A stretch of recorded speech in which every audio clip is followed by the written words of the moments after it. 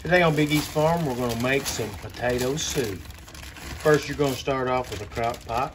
Put you one of these liners in there and some hash browns. Yeah. Next, you're going to take a box of chicken broth and add to your hash browns. Yeah, that's funny, right?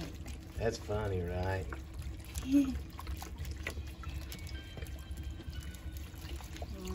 That's a lot of oil. Yeah. Next, you need a can of Campbell's cheddar cheese. Yeah, turkey. And then you need a can of cream of chicken No, we have to. by Campbell's or the Great Value or whatever you want to use.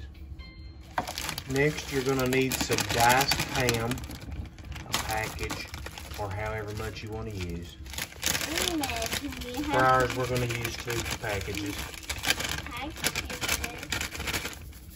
Need to get these Onion powder.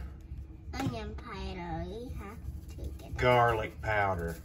garlic powder. I don't know what those are. Freeze-dried chives.